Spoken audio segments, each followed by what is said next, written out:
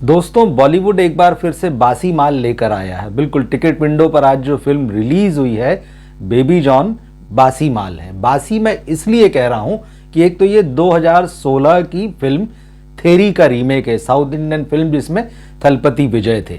और जब आप इसको 2023-24 में बना रहे हैं, उसको रिलीज कर रहे हैं 24 में अंत में, तो कम से कम उसमें वो तो ताजगी दिखे कि चलिए 24 में फिल्म आ रही है।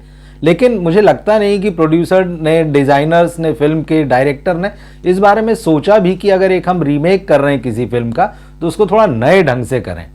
वही कि भाई फ्रेम दर फ्रेम, सीन दर सीन चीज़ें जो है लगभग वैसी ही जमाई गई। कहानी में इक्का दुक्का थोड़े से रेफरेंसेस को छोड़ के मोटा मोटा, जिसका मैं जिक्र करूंगा आगे, कुछ भी नहीं बदला गया। डायलॉग वही के वही हैं, सीन वही के वही हैं। और तो और आश्चर्य होगा कि 2016 में जब ये फिल्म आई तो ये फिल्म जो है रेप, विमेन सेफ्टी, इन सब चीज़ों की भी बात करती है।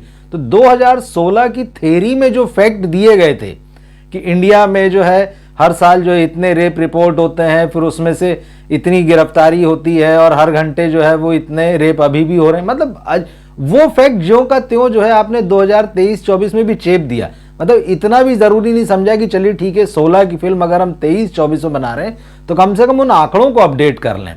मतलब कमाल है, मतलब किस तरह से रीमेक करते हैं, दिमाग मतलब कहाँ रखते हैं। मतलब या ऐसा लगता है कि अगर किसी फिल्म को हम रीमेक करने जा रहे हैं तो उसमें कुछ भी नहीं करना है, बस सामने उसका वीडियो चला लो और इधर शूट करते जाओ।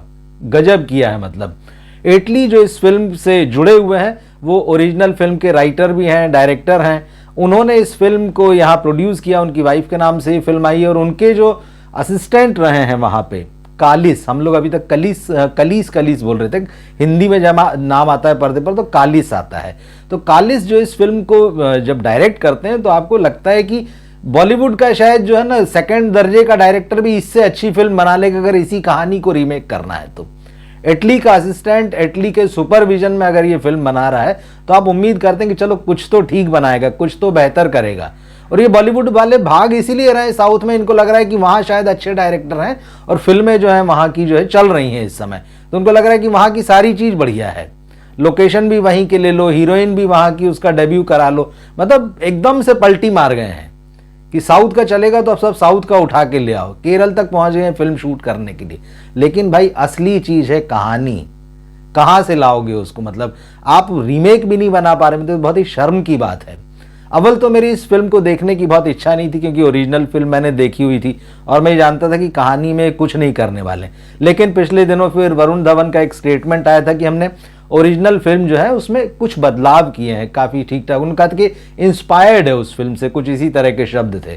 तो ये और तो मुझे लगा चलिए ठीक है, अगर इंस्पायर्ड है, कुछ नया किया होगा। लेकिन फिल्म शुरू होती है और वही सीन दर सीन और फिर डायलॉग दर डायलॉग जो है वही सारी चीज़ें चलती जाती है। मतलब ये बहुत ही निराश करने वाली बात होती। तो चलिए ठीक है, आप तब भी जब आ गए थिएटर में तो आप बैठे रहिए भाई, आपने पैसा लगाया है, आपने समय खर्च किया है, लेकिन कुछ भी नया नहीं मिलता। हीरोइन साउथ की जो है वहाँ से लेकर आए हैं जिनका नाम है कीर्ति सुरेश, वो भी डिसअपॉइंट करती हैं। जबकि उनकी एक फिल्म है महानटी, आप उस फिल्म को देखिएगा, उसके लिए उन्हें नेशनल अवार्ड मिला था, कमाल का काम किया है। तो उस फिल्म को मैं बिल्कुल रिकमेंड करूंगा, नहीं देखी तो आप छोड़ दीजिए फिल्म, इस फिल्म को देखना उनके लिए।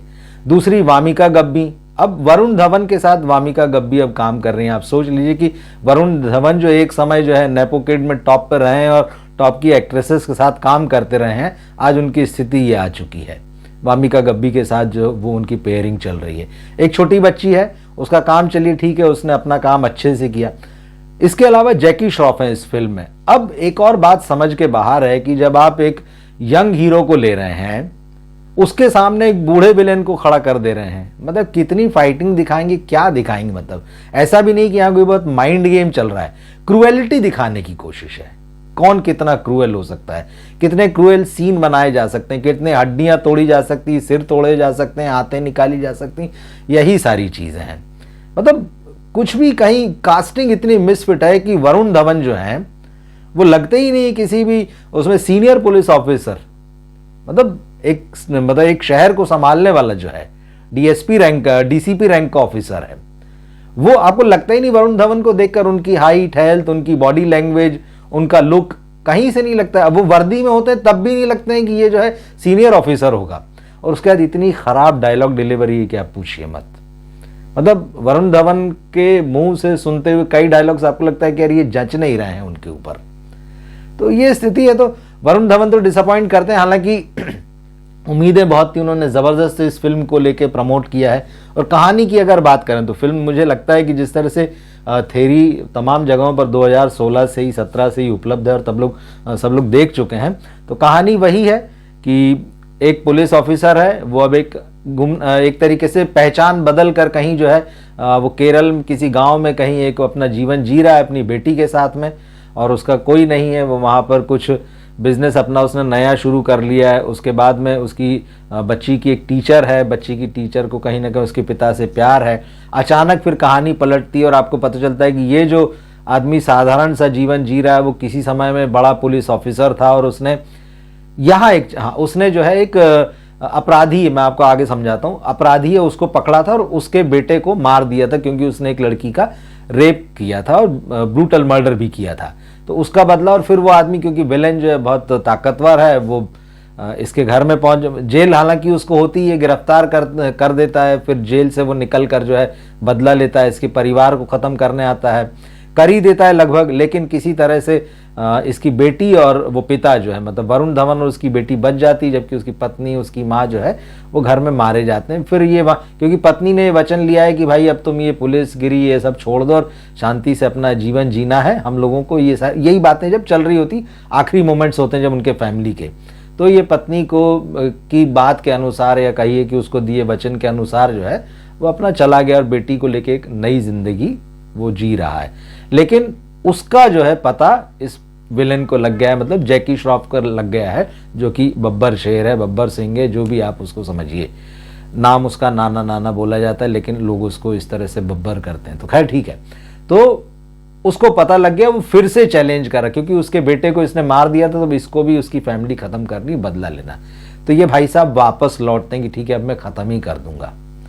तो ये सारी कहानी जो बेसिक चेंज किया जो प्रेमाइसिस में स्टोरी के, वो यही है कि जब आप थेरी देखेंगे तो वहाँ जो विलेन था वो नेता था, पॉलिटिकल मामला था। यहाँ जो है उसको ह्यूमन ट्रैफिकिंग से जोड़ दिया गया, यहाँ जो विलेन है वो ह्यूमन ट्रैफिकिंग कर रहा है।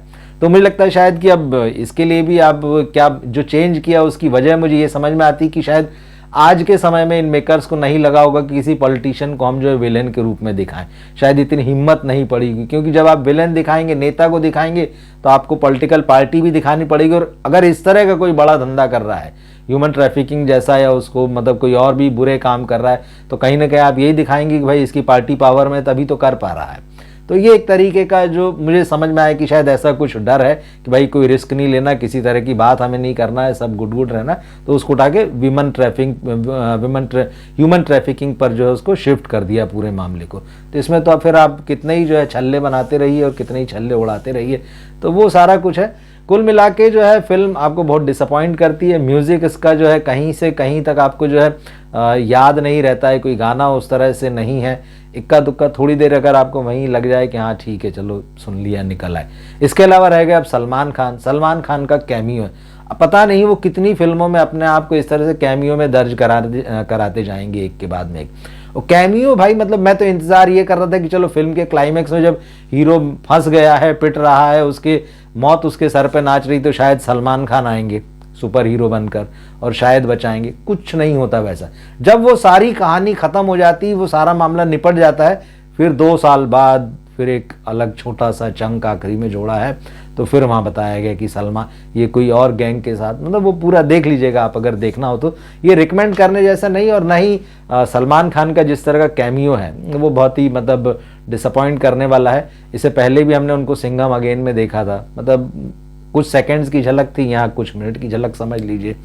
तो सलमान खान मुझे लगता है अब इस तरह से खुद को वेस्ट कर रहे हैं। वो हालांकि उनकी आदत है कि वो अपने दोस्तों को और जो भी उनका सर्किल है उसको सपोर्ट करते हैं, लेकिन ये फैंस को डिसअपॉइंट करने वाली बात है। आप एक बड़ी फिल्म बनाइए, आप एक अच्छी फिल्म बनाइए जिसका आपके फैंस इंतजार कर रहे हैं। और इस फिल्म में वरुण धवन, जैसा मैंने कहा कि दलपति विजय ने जब इस फिल्म को किया, और आप उस फिल्म को आप देख भी सकते हैं, तो वो हीरो जितने स्टाइल वगैरह बनाता है वो सब उसमें फिट लगता है। आपको लगता है कि हाँ ठीक है, ये वही व्यक्ति है जो ये कर रहा है और उसी का एक्शन है और सारा कुछ उसकी पर्सनैलिटी के साथ वो मैच करता है, उसकी डायलॉग डिलीवरी के साथ, उसके फेस एक्सप्रेशन के साथ वो मैच करता है। लेकिन यहाँ पर वरुण धवन मतलब ना उनकी हाइट में, ना हेल्थ में, ना एक्सप्रेशन में, कहीं किसी बॉडी लैंग्वेज में नहीं, लेकिन वो विजय वाले एक्सप्रेशंस को जो है वो कॉपी करने की कोशिश करते हैं। स्टाइल जो है उस फिल्म में वही कॉपी करते हैं, कहीं से नहीं जमते। ठीक है, बहुत मेहनत की, अच्छी बात है। सवाल ये कि आप मेहनत कहाँ कर रहे हैं, आप गलत जगह मेहनत कर रहे हैं। आप एक ओरिजिनल स्टोरी पे अगर इतनी मेहनत करें तो कम से कम आपको ये तो दर्शकों की सिंपैथी होगी कि यार एक अच्छा काम करने की कोशिश की, एक ओरिजिनल स्टोरी पे काम किया है और चलो ठीक है, कहानी नहीं लेकिन इसका परफॉर्मेंस अच्छा है। इस अच्छे परफॉर्मेंस को क्या करें, हर सीन में आपको दलपति विजय जो है वो नजर आते हैं। तो बहुत ही बुरी स्थिति, बहुत ही डिसअपॉइंटिंग है। और एक क्रिसमस के मौके पर ये फिल्म आई है और मतलब इसको 2 दिन पहले इसीलिए मतलब फ्राइडे से भी आगे बढ़ाकर बुधवार को इसलिए रिलीज़ किया गया है कि ऑडियंस मिलेंगे। ये ऑडियंस के लिए सिरदर्द है, मुझे यही समझ में आया, क्योंकि मैंने ओरिजिनल फिल्म भी देखी थी, तो शायद हो सकता है कि मुझे ऐसा ज़्यादा फील हुआ। लेकिन जिन लोगों ने ओरिजिनल फिल्म नहीं देखी, मेरी उनसे भी बात हुई, उन्होंने फिल्म को जो है वो अपनी तरफ से तो अच्छा कहने से तो कम मना कर दिया। ठीक है, कुछ चंक वगैरह किसी किसी को पसंद ना आए। अगर आपने ये फिल्म देखी हो तो आप कमेंट बॉक्स में लिखकर ज़रूर बताइएगा कि आपको कैसी लगी ये फिल्म, और अगर नहीं देखी हो तो मैं ज़रूर कहूँगा आप देखने जाएँ, अगर आपके पास समय है, पैसा है, एक्स्ट्रा दोनों चीज़, क्योंकि दोनों चीज़ें जो हमेशा सीमित होती हैं और कम होती हैं। तो अगर आपके पास एक्स्ट्रा मनी है, एक्स्ट्रा टाइम है, हालांकि ये छुट्टियों का समय भी है, 1 तारीख तक जो है लोग अब सेलिब्रेशन में लगेंगे या लग ही गए होंगे, तो अगर आप चाहते हैं तो देख के आ सकते हैं, क्योंकि हम हमेशा रिकमेंड करते हैं कि फिल्में तो देखना चाहिए अपनी नज़र से और अपनी सोच से। तो मुझे जो लगा वो मैंने आपको बताया। आपको जो इस फिल्म के बारे में लगता हो आप ज़रूर कमेंट बॉक्स में लिखें। मिलते हैं अगले वीडियो में फिर हम। नमस्कार।